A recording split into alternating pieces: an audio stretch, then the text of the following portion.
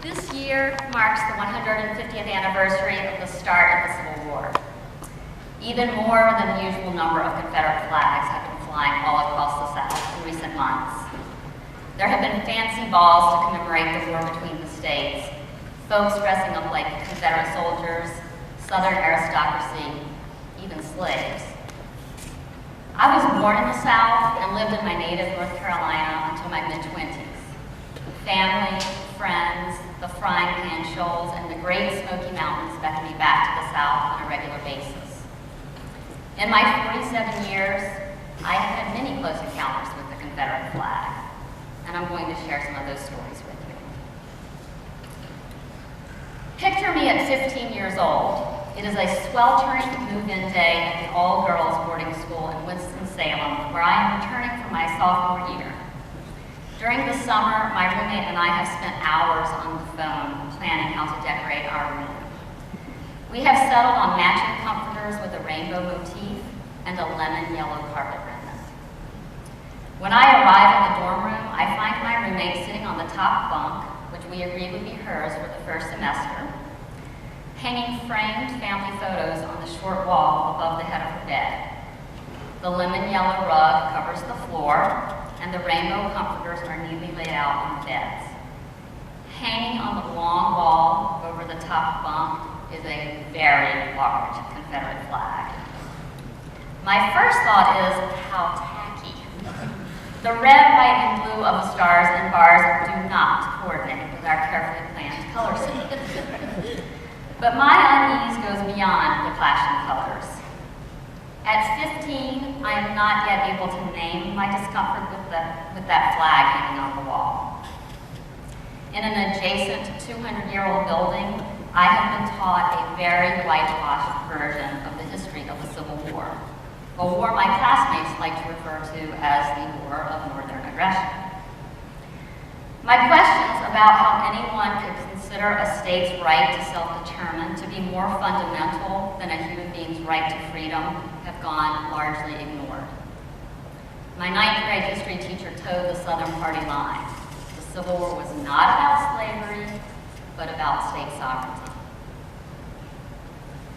At 15, I am well aware that many people consider the Confederate flag a symbol of Southern pride. But here we are, a North Carolinian and a Virginian, in a school building erected in 1772 in historic Winston-Salem, North Carolina. What need do we have to declare our Southern pride? And how might the sole black student in our class of 40 girls feel when she sees the flag over my roommate's bed? I know my roommate's parents to be filled with prejudice. I have never heard the N-word issue from their mouths, that they have made no other effort to hide their disdain for people of color. I give them a pass because they are of that generation. I am unprepared for the possibility that my friend, or any of my peers, shares their way of thinking. But at 15, I do not know how to ask my best friend the difficult questions swirling around in my head. Luckily, she yields to the argument I make purely on aesthetic grounds for taking down the flag. Fast forward 20 years. My husband and I are in Texas, where we have gone to begin the process of adopting a baby. On this very day, we have made the decision to pursue a transracial adoption. We are spending the evening with my high school roommate and her husband, who have made their home in Dallas after attending Southern Methodist University. We excitedly share our plans to adopt, including the detail that the baby we bring into our family will be a child of color. Today, I remember little of that evening, which was intended to be a reunion between two old high school friends who had not seen each other in 20 years. But what I do remember is the moment when my roommate and her husband offer us financial assistance so that we can adopt a white baby instead. In that moment, I am finally able to name my discomfort with that flag over my roommate's bunk.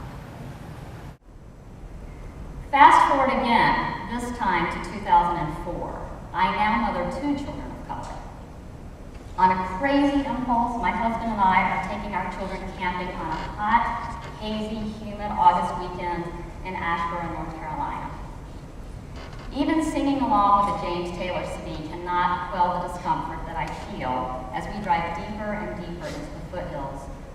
Discomfort fueled by the absence of brown faces south of the Virginia suburbs of Washington, D.C. In the middle of nowhere, we wander into a side-of-the-road diner during the early bird dinner rush. A large, colorful mural covers the wall on the far side of a dingy dining room, a playground full of children, skipping, swinging, smiling, all of them white.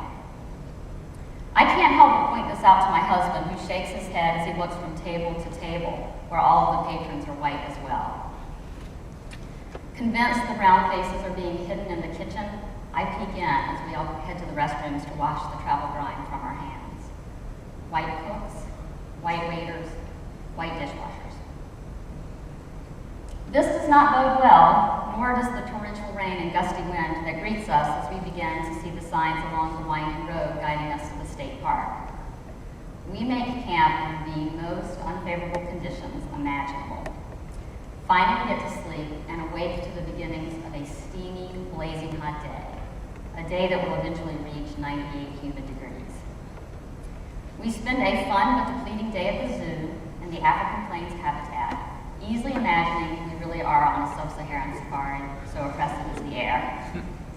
When we arrive back at the campground, we encounter the sight I feared most planning this trip in the safety of our suburban Philadelphia home. A Confederate flag adorns the back windshield of a shiny new red Chevy pickup, complete with gun rack, but thankfully no guns, and a Made in America bumper sticker. The truck is parked at the campsite adjoining ours, where we can see through the pine trees all the trappings of a family camping weekend. I want to ask my husband to turn the car around and drive us back to Philadelphia, but we have two sweaty and exhausted children in the backseat clamoring for their ice-cold drinks in the cooler in our tent. My strong wish is that we not meet our new neighbors, but I am a Tar Heel born and bred, and friendliness is as much a part of my makeup as my love of college basketball. The family has children about the ages of ours, and ours are eager for playmates who can keep up with them in the stifling heat. When my husband and I approached the couple, I watched closely for signs of hostility, fully expecting their prejudice to be written on their faces, carried on their words, tattooed on their arms. Instead, they offer us a cold beer and tell us how cute our children are. They loan us chairs since ours cannot dry out, so heavy is the moisture in the air. We learned that the couple works together in a home for teenage boys thrown away by their parents and the system. When their daughter won't share her shovel, the dad tells her to give our son a turn or put it away. When our daughter falls and scrapes her knee, they insist we use their first aid supplies. When it's time to put the kids to bed, they call over to our tent to say goodnight. Now I am 40 and much better able to name my discomfort with the Confederate flag, so this encounter leaves me ill at ease. It lacks black and whiteness, good versus evilness. Aren't these people supposed to be those people? Looking back, I wish I'd had the nerve to ask the Confederate couple about the flag on their truck. That is not the way of women born and raised in the South. It is almost exactly a year later. It is a perfect late summer day on the south beach of the tiny island which forms the southernmost point of North Carolina. The beach is nearly deserted except for the 10 members of our party. No doubt we create an interesting picture for the occasional passerby in search of shells or walking a wet and sandy dog. 6 children bounce back and forth between surf and sand. 10-year-old Nathan with his straight jet black hair and almond eyes. 8-year-old Xander with his broad shoulders and crooked glasses. The princess of the bunch, my 7-year-old daughter with her hopelessly tangled hair and beaming smile. Colin and Ian, the twin 6-year-olds, all limbs and sinew. And my 5-year-old Keenan with his helmet of dark curls and boundless determination to keep up with the big boys. Despite the children's constant motion, any onlooker would have to notice the rich and varied browns of their skin. shades which contrast sharply with the fair skin of their parents. Steve, Brenda, and I bear the slightly tanned look of white people after a sunscreen week at the beach. I am winning the freckle contest. Mark, despite constant slathering a Red Sox cap in his own personal tent, has a sun-peaking face a bit reminiscent of Miss Piggy. As is common on the beaches of this little island where my parents have made their home since retirement, the only other people we see this morning are walking by. Occasionally someone stops to chat or allow the children to play with the dog, but most of the beachcombers pass by with a simple hello or a head nod. After sufficient lazing around, I put on my sneakers and prepare to get a little exercise and alone time. As I stand to stretch, I see 3 beach chairs sitting in a straight line about 20 feet directly behind our spot in sand. In each of the 3 reclining chairs, a beach towel is neatly laid out. Each towel sports a Confederate flag. Despite my feelings about the Confederate flag, I do not feel in any way threatened by the presence of those towels, but they are lined up like sentries behind us. Once again, I think, how tacky. Wonder how we missed those who placed them there, and head down the beach. When I return an hour later, the chairs, with their symbols of Southern pride, are undisturbed. By now, my husband and friends have noticed them. As I approach, I hear Mark comment with a wry chortle that it is unlikely we will be getting friendly with our neighbors on the sand. I say nothing about the scene behind us. I'm not sure what to make of the towels, and I don't want to risk alarming the children. Still, I am experiencing a growing feeling of foreboding. Where are the owners of these chairs? Why have they set them up right behind our gathering on a nearly empty beach, only to disappear for over an hour? With no way to answer my unvoiced questions, I vow to ignore the flags and enjoy the rest of the morning, which is what I do. At noon, when the sun becomes unbearably direct, we grab our flip-flops and towels, say our goodbyes to our friends, and agree to meet back in the same spot mid-afternoon. For a couple of hours, we hunker down inside. We shower, eat lunch, read, nap. I don't give a single thought to those towels. As agreed, we reconvene at beach access number 18, where we have left our chairs and coolers, just as the tide begins its retreat. When I top the boardwalk that crosses the federally protected dunes, I see the 3 chairs still sitting in a row with the Confederate flag towels draped neatly across them. Except for the 6 children who have beaten the adults onto the sand, there is still not a soul to be seen. Now I feel uneasy, perhaps even threatened. I want to leave the beach. At least I want to move to a beach access numbered in the single digits or in the 30s. But how does one move 6 brown-skinned children who have already begun boogie boarding, trying to capture the last of the high tide waves, without frightening them? 6 children whose birth families include African Americans, Puerto Ricans, Jamaicans, Koreans, and Middle Easterners. Sorry, kids, we have to go because those towels aren't nice. We have to go because Margaret is afraid of Confederate flags. We have to go because, as unlikely as it seems, on a tiny resort island off the coast of North Carolina in the year 2005, someone may be sending us a message that we, I'm sorry kids, make that you, are not welcome here. We stay a couple of hours. Some would say that nothing happens. We never see the owners of the chairs. Leaving the beach, we drudge through the soft sand, weighed down with all our paraphernalia, and pass those towels without a word.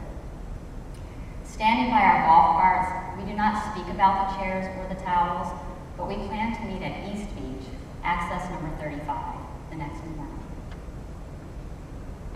Later this night, I am tapped to go to the ferry to pick up my brother. This is a job no one ever wants because the island mosquitoes come out in droves as soon as the sun goes down. It is a vestige of my position as baby of the family that I often get stuck with such undesirable jobs. I spend the golf cart ride cursing bugs and thinking about those beach towels. I arrive at the marina just as my brother disembarks. We chat as we ride back to my parents' house. My brother is a smart man who adores my children, but I bite back the urge to get his take on the beach towels. I know he will say, as he has on many occasions, that I am being paranoid. I hope I am. These are my stories, the stories of a white woman born and raised in the heart of Dixie. I chose these 3 stories carefully from a much larger pool of possibilities because they fairly represent my experiences and my reactions. Sometimes, as with my high school roommate, the flag seems to me an encounter with someone whose racism, though unspoken, is as tangible as the flag itself. Sometimes, as with our campground neighbors, the flag really is just a symbol of Southern pride, and while I still don't like it, I can see that no harm is intended. And unless someone can offer another credible explanation for those towels on the beach chairs, the Confederate flag sometimes represents to me an overt symbol of hate and intimidation. This ambiguity endows the flag with all the more power, and since there is no way to know for certain why any given Confederate flag is on display, it is safest if I assume that it signals danger for my family. My stories are not intended as a political statement. I believe that every person has the right to display whatever flag he chooses. I share my stories simply to raise awareness that not everyone finds the same meaning in symbols, and of the harm, intended or not, that such symbols can cause. Not everyone sees an armed man in a blue uniform and assumes he is there to serve and protect. Even the iconic peace symbol can stir controversy, some seeing it as unpatriotic, and others as a call for nonviolence. Today, as in my youth, my questions go largely unanswered. How can the same symbol appear near the top of the Anti-Defamation League's list of hate symbols at the same time that it flies over government buildings in the South? What do Southerners find in the Civil War that is cause for pride or celebration? How can we hope to build bridges while waving flags that clearly communicate